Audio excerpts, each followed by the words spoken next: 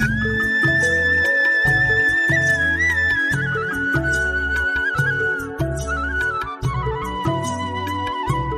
समय पहले की बात है। पहाड़ों की चोटी में बसा एक गांव था जिसका नाम बर्फपुर था। यहाँ हर साल कड़ाके की ठंड पड़ती थी।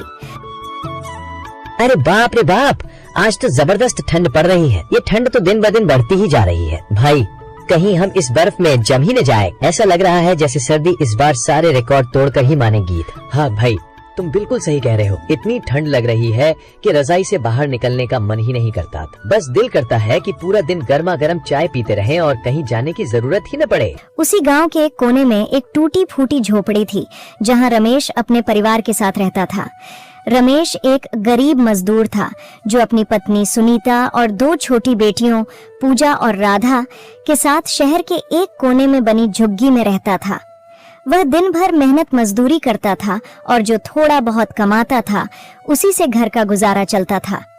ठंड का मौसम आ चुका था और इस बार सर्दी कुछ ज्यादा ही तेज थी, लेकिन रमेश के पास इतने पैसे नहीं थे कि वह अपने परिवार के लिए गर्म कपड़े या रजाई खरीद सके।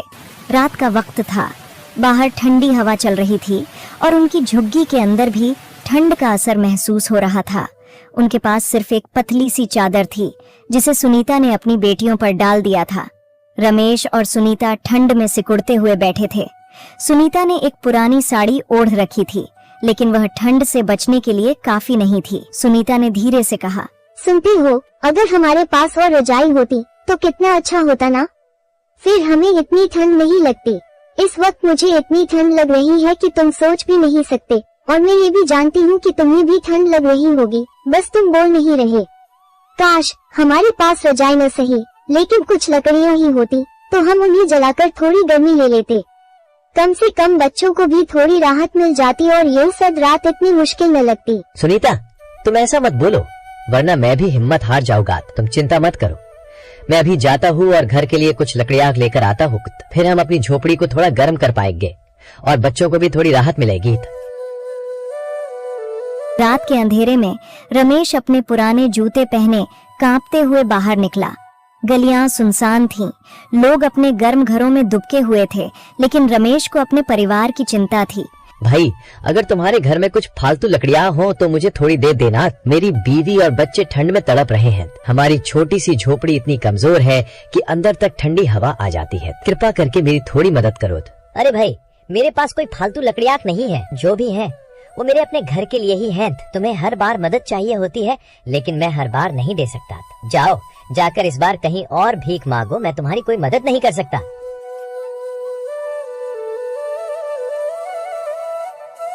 वह इधर उधर देखता रहा, लेकिन उसे जलाने लायक कुछ नहीं मिला। अचानक उसे एक दुकान के बाहर कुछ पुराने गत्ते पड़े दिखे। अरे वाह, ये तो गट्टे हैं। चलो, कोई बात नहीं, अगर लकड़ी नहीं मिली तो इन्हीं को उठाकर घर ले जाता हूँ और फिर सुनीता से कहूँगा कि इसे ही जला लो, कम से कम थोड़ी राहत तो मिलेगी। चलो, अब इन्हें लेकर घर चलता हूँ। उसने जल्दी से वे गत्ते उठाए और अपनी झुग्गी की तरफ चल दिया। घर पहुंचकर उसने गत्तों को जलाया और थोड़ी सी गर्मी उनके छोटे से घर में फैल गई। अरे वाह रमेश, सिर्फ इतने से कागज जलाने से ही झोपड़ी में कितनी ज्यादा गर्मी हो गई। मुझे तो बहुत अच्छा लग रहा है, वरना कब से ठंड से कांप रहे थे। ठंड के कारण सिर में भी दर्द होने लगा था, लेकिन अब थोड़ी राहत मिली है। हाँ, तुम सही कह रही हो, सिर्फ कागज से ही इतनी अच्छी गर्मी मिल गई। काश हमारे पास लकड़ियाँ होती तो आग थोड़ी देर और जलती और हमें ज्यादा राहत मिलती। ठंड बहुत तेज है, लेकिन जितना भी मिला है वही हमारे लिए बहुत है। अब बस किसी तरह ये रात आराम से कट जाए। पूजा और राधा ने राहत की सांस ली, लेकिन यह सिर्फ कुछ समय की राहत थी।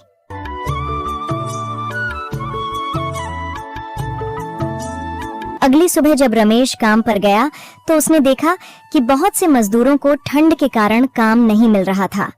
ठंड के दिनों में उसका काम और भी कम हो गया था और पैसे की कमी बढ़ती जा रही थी। दिन भर कोशिश करने के बाद भी उसे कोई काम नहीं मिला। थका हारा वह घर लौटा और देखा कि सुनीता भी परेशान थी। उनके पास खाने के लिए सिर्फ थोड़ा सा आटा बचा था। उसने सूखी रोटी बनाई और सबने थोड़ा थोड़ा खाकर काम चलाया। सुनीता, हम तो 4 लोग हैं, लेकिन हमारे पास सिर्फ 3 ही रोटियां हैं। अब क्या करें? किसे कम खाना पड़ेगा और किसे भूखा सोना होगा। बच्चों को तो भूखा नहीं सुला सकते, लेकिन अगर हम में से कोई एक भी कम खाएगा तो भूख कैसे सह पाएगा? काश हमारे पास थोड़ी और रोटियां होती तो सबका पेट भर जाता और कोई भूखा न रहता। आप और बच्चे खा लीजिए, मुझे वैसे भी भूख नहीं है। माँ के लिए तो वैसे भी सबसे बड़ी तसल्ली यही होती है कि उसके बच्चे पेट भरकर सोए। मैं ठीक हूँ, मुझे भूख महसूस नहीं हो रही। अगर जरूरत पड़ी तो मैं पानी पीकर सो जाऊंगी। आपके और बच्चों के पेट में कुछ जाएगा तो आप सबकी तबीयत भी ठीक रहेगी। मेरी चिंता मत कीजिए, बस आप लोग खाना खा लीजिए।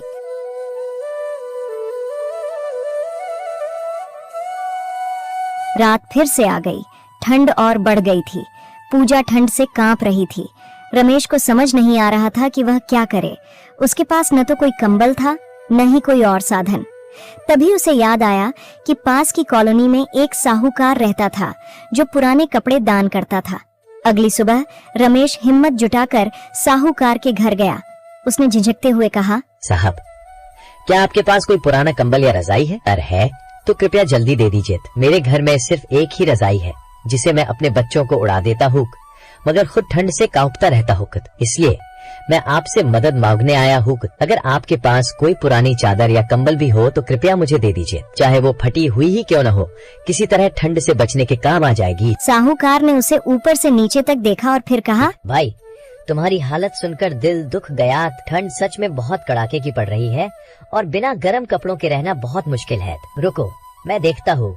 मेरे पास एक पुराना कंबल और एक चादर रखी है, शायद तुम्हारे काम आ जाए। ये फटी पुरानी सही, लेकिन ठंड से कुछ तो राहत मिलेगी। और हाँ, अगर जरूरत हो तो बेहिचक फिर आ जाना, जितना बन पड़ेगा मदद करूँगा। कुछ देर बाद वह अंदर से एक पुराना लेकिन गर्म स्वेटर और एक पतली रजाई लेकर आया। रमेश की आंखों में आंसू आ गए। उसने हाथ जोड़कर धन्यवाद कहा और जल्दी से घर की ओर भागा। जब वह घर पहुंचा तो सुनीता ने उसे देखते ही पूछा, क्या मिला? रमेश ने मुस्कुराते हुए स्वेटर और रजाई दिखाए। सुनीता ने तुरंत रजाई पूजा और राधा को ओढ़ा दी। छोटी बच्चियों ने राहत की सांस ली और रमेश को ऐसा लगा जैसे उसने दुनिया की सबसे बड़ी दौलत हासिल कर ली हो। लेकिन रमेश अब भी चिंतित था। यह सिर्फ कुछ दिनों की राहत थी, स्थायी समाधान नहीं। उसे कोई काम ढूंढना था जिससे वह रोज की जरूरतें पूरी कर सके। उसी शाम जब वह काम की तलाश में निकला तो उसकी मुलाकात शर्मा जी नाम के एक दुकानदार से हुई। शर्मा जी ने देखा कि रमेश ठंड से कांप रहा है और परेशान भी लग रहा है। क्या हुआ रमेश, आज काम पर नहीं गए? साहब, काम ही नहीं मिल रहा। ठंड के कारण मजदूरी भी कम हो गई है। सुबह से कई जगह गया, लेकिन सबने मना कर दिया। घर में राशन भी खत्म होने वाला है। समझ नहीं आता क्या करूं। बच्चियां ठंड में कांप रही हैं और मैं उनके लिए कुछ नहीं कर पा रहा। अगर ऐसे ही रहा तो पता नहीं हम ये सर्दी कैसे काटेंगे। देखो रमेश, मेरी दुकान पर थोड़ा काम है। अगर तुम चाहो तो मेरी मदद कर सकते हो। काम आसान नहीं होगा, लेकिन तुम्हें कुछ पैसे और खाना जरूर मिल जाएगा। कम से कम इससे तुम्हारे घर का चूल्हा तो जलेगा और ठंड में थोड़ी राहत मिलेगी। तुम मेहनती आदमी हो और मुझे ऐसे लोगों की ही जरूरत होती है। सच में साहब, अगर ऐसा हो जाए तो मेरा परिवार भूखा नहीं सोएगा। मैं कोई भी मेहनत करने को तैयार हूँ, बस मुझे मौका दीजिए। मैं सुबह से रात तक जितना कहेंगे उतना काम करूँगा। बस इतना चाहूँगा कि मेरे बच्चों को 2 वक्त की रोटी और ठंड से बचने के लिए कुछ मिल जाए। उस दिन रमेश पहली बार राहत की सांस लेकर घर लौटा। अब उसके पास एक उम्मीद थी, एक रास्ता था जिससे वह अपने परिवार को बचा सकता था। उसने सुनीता को सब बताया। कुछ दिनों बाद जब रमेश की कमाई थोड़ी ठीक होने लगी तो उसने एक गरीब आदमी को ठंड में ठिठुरते देखा। क्या हुआ भाई, तुम बाहर क्यों बैठे हो? इतनी सर्दी में यहाँ बैठना तुम्हारे लिए ठीक नहीं है। क्या बताऊं भाई, ठंड ने बेहाल कर दिया है। न घर है न सहारा, बस ये फुटपाथ बचा है। भूख से जान निकल रही है, बदन भी जम गया है। कहाँ जाऊं? कोई नहीं जो मेरा अपना है। कभी मैं भी कमाता था, खुशहाल जीवन था मेरा, पर वक्त बदला, सब छिन गया। उसकी आंखों के सामने अपने बीते दिन आ गए। बिना कुछ सोचे उसने अपने पास का एक पुराना स्वेटर उस आदमी को दे दिया। सुनीता ने उसे देखकर मुस्कुराते हुए कहा, अभी हमारे पास भी ज्यादा कुछ नहीं है, लेकिन तुमने फिर भी किसी की मदद की, यही असली अमीरी होती है। रमेश ने सिर हिलाया और अपनी बेटियों को गले से लगा लिया। अब ठंड उन्हें डरा नहीं रही थी, क्योंकि उनके पास एक दूसरे का साथ था और सबसे बढ़कर एक नई उम्मीद थी। रमेश, मैंने कहा था ना कि एक दिन हमारी हालत भी ठीक होगी। इसीलिए कहते हैं कि कभी भी हार नहीं माननी चाहिए। मुश्किलें आती हैं, लेकिन अगर इंसान हिम्मत और मेहनत से डटा रहे तो हालात जरूर बदलते हैं। आज जो तकलीफें थी वे पीछे छूट गई सुना और हम आगे बढ़ गए, बस क्योंकि हर अंधेरे के बाद उजाला जरूर आता है। अब बस धीरे धीरे हमारी बेटियां भी बड़ी हो जाएंगी और उसके बाद हम इनकी शादी भी कर देंगे। मगर रमेश, मुझे इस बात का दुख है कि हमारा कोई बेटा नहीं है, क्योंकि इनकी शादी के बाद हम दोनों बिल्कुल अकेले रह जाएंगे। अरे सुनीता, ऐसा क्यों कह रही हो? क्या हुआ अगर हमारा कोई बेटा नहीं है? मुझे तो मेरी दोनों बेटियां किसी बेटे से भी बढ़कर लगती हैं। मैं तो बस यही दुआ करता हूँ कि उनका नसीब बहुत अच्छा हो, वे हमेशा खुश रहें और अपनी जिंदगी में आगे बढ़ें। हाँ, ये सच है कि उनकी शादी के बाद हम दोनों अकेले रह जाएंगे, लेकिन इसका मतलब ये नहीं कि हमारी जिंदगी में कोई खुशी नहीं होगी। हम एक दूसरे के लिए ही काफी हैं। रमेश की मेहनत रंग लाने लगी थी। वह रोज ईमानदारी से काम करता और अपनी पूरी ताकत लगा देता। धीरे धीरे उसका काम सुधरने लगा और शर्मा जी भी उसकी मेहनत से बहुत खुश थे। एक दिन जब रमेश दुकान पहुंचा तो शर्मा जी ने मुस्कुराते हुए कहा, अरे रमेश, तुम तो कमाल कर रहे हो। दुकान की सफाई हो या ग्राहक संभालना, सब कुछ बहुत बढ़िया कर रहे हो। रमेश बोला, साहब, बस अपनी पूरी कोशिश कर रहा हूँ। आपने भरोसा किया, यही बहुत बड़ी बात है मेरे लिए। शर्मा जी ने उसे एक नया स्वेटर दिया और कहा, ये लो, ठंड बहुत ज्यादा है, इसे पहन लेना। और हाँ, आज तुम्हारी मेहनत के लिए थोड़ा ज्यादा पैसे भी मिलेंगे। रमेश की आंखों में खुशी थी। अब उसकी जिंदगी थोड़ी सुधर रही थी। पैसे लेकर वह घर की ओर चला। सोच रहा था कि आज वह अपने परिवार के लिए कुछ अच्छा खाना ले जाएगा। रास्ते में उसने एक बूढ़ी औरत को सड़क किनारे ठंड में कांपते देखा। वह कमजोर और भूखी लग रही थी। रमेश उसके पास गया और पूछा, अम्मा, आप यहाँ अकेले क्यों बैठी हैं? बूढ़ी औरत ने कमजोर आवाज में कहा, बेटा, कोई नहीं है मेरा। कई दिनों से सही से खाना भी नहीं खाया, ठंड भी बहुत लग रही है। रमेश ने बिना सोचे अपने थैले से कुछ रोटियां और सब्जी निकाली और बूढ़ी औरत के हाथ में दे दी। अम्मा, इसे खा लीजिए, इससे थोड़ी ताकत आएगी, उसने प्यार से कहा। बूढ़ी औरत की आंखों में आंसू आ गए। उसने कांपते हाथों से खाना लिया और धीरे धीरे खाने लगी। भावनाओं से भरी आवाज में बोली, बेटा, तुम्हारे जैसे लोग ही इस दुनिया को रहने लायक बनाते हैं। जो खुद तकलीफ सहकर भी दूसरों के लिए हाथ बढ़ाए, वही असली इंसान होता है। तुम्हारी राहें हमेशा रोशनी से भरी रहें। तुम्हारे घर में कभी अंधेरा न आए, तुम्हारी झोली कभी खाली न हो और तुम्हें कभी किसी चीज की कमी न हो। जो खुशी तुमने आज मुझे दी है, वही खुशी हर कदम पर तुम्हें मिलती रहे। रमेश मुस्कुराया और फिर अपने रास्ते चल पड़ा। घर पहुंचकर उसने सुनीता को सब बताया। सुनीता भी मुस्कुराई और बोली, अभी हमारे पास भी ज्यादा कुछ नहीं है, लेकिन तुमने फिर भी किसी की मदद की, यही असली अमीरी होती है। रात हो चुकी थी, लेकिन रमेश के दिल को आज अजीब सी शांति महसूस हो रही थी।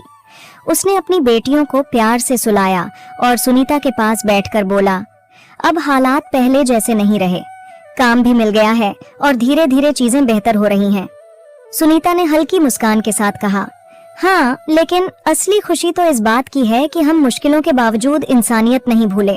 आज तुमने जिस बूढ़ी अम्मा की मदद की, वो हमें ये सिखाती है कि जब हमारे पास थोड़ा भी हो, तब भी हमें बांटने का जज्बा रखना चाहिए। रमेश ने सिर हिलाया और कहा, मैं चाहता हूँ कि हमारी बेटियां भी यही सीखें।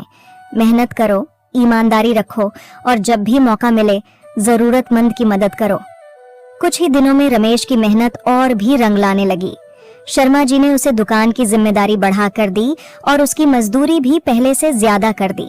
अब रमेश कुछ पैसे बचाने भी लगा था। एक दिन उसने सोचा कि क्यों न अपनी झोपड़ी को थोड़ा ठीक करवाया जाए, ताकि उसकी बेटियां ठंड में कम से कम चैन से सो सकें। रमेश ने कुछ लकड़ियां और टिन की चादरें खरीदी और खुद ही अपनी झोपड़ी की मरम्मत करने लगा। गांव के कुछ लोगों ने जब यह देखा तो उन्होंने भी उसकी मदद की। कुछ ही दिनों में रमेश का छोटा सा घर पहले से बेहतर हो गया। अब ठंडी हवाएं अंदर नहीं आती थीं और घर में गर्माहट बनी रहती थी। सीख, ये कहानी हमें सिखाती है कि कठिनाइयां चाहे कितनी भी बड़ी क्यों न हो, उम्मीद और हिम्मत से उनका सामना किया जा सकता है। रमेश और उसका परिवार मुश्किल हालातों में भी एक दूसरे का सहारा बना रहा। अगर आप लोगों को ये कहानी पसंद आई तो रमेश और उसके परिवार के लिए वीडियो को लाइक करें और चैनल को सब्सक्राइब करें।